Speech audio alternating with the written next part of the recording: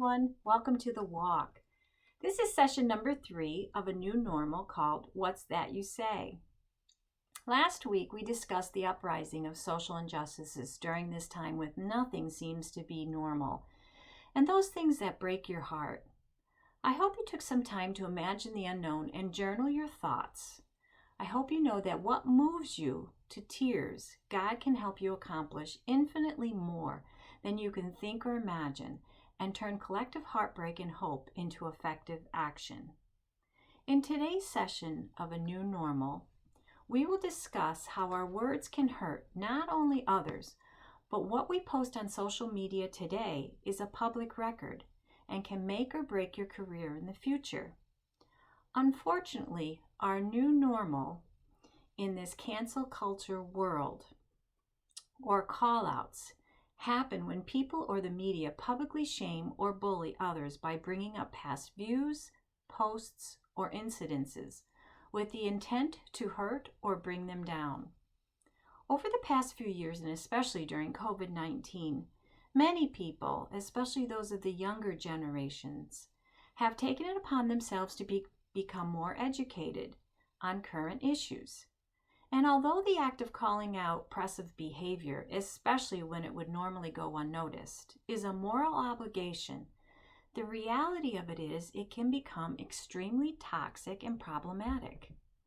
Activism is about standing up for an issue that breaks your heart, that we talked about last week, and how you are moved to effective action.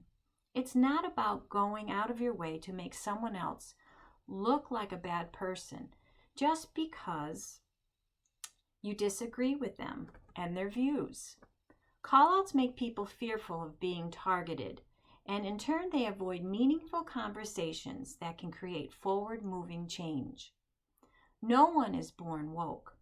We all have said and done problematic things in our past, and hopefully we can learn from them, and in turn empathize with people who can sincerely acknowledge their old views and admit their mistakes.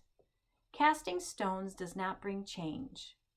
Pause the video and watch what cancel culture looks like in the Middle Ages. Now, I must warn you, this is funny, but there's also spots in this video that have bleeped out words. And I decided to let it stay on the site just to show that this is exactly how we're living in today's world over social media. You'll see it in the news. You'll see it if you're out and about in public. So if your mom or dad happens to walk in the room and they happen to hear it, just explain to them that I wanted to make a point. I'll see you back in a few minutes. Although this was a funny take on cancel culture, it's not so far from what we see daily, either on the news or over social media or even in public. We are inundated with cancel culture wars, from social injustice to political views. Everyone seems to be calling out in an effort to be heard, but all this screaming and shouting is illogical nonsense. We are becoming a divisive nation and devolving in our ability to handle conflict.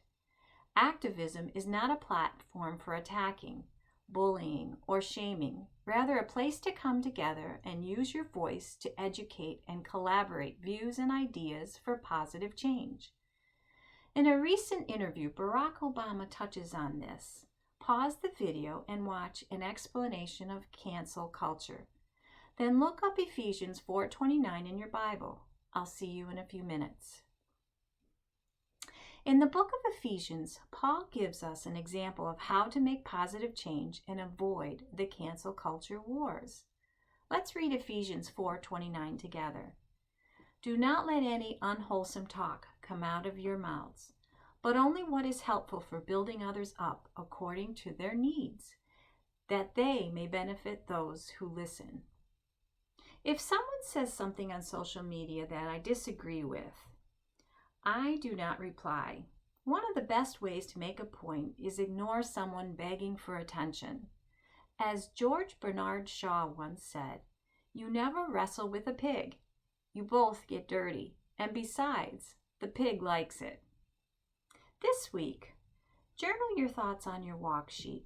and honestly answer the questions. Then pray how you can use your voice in positive ways to make change and avoid the cancel culture wars and continue your walk with Jesus. Love and miss you all. I'll see you next week. Have a great week.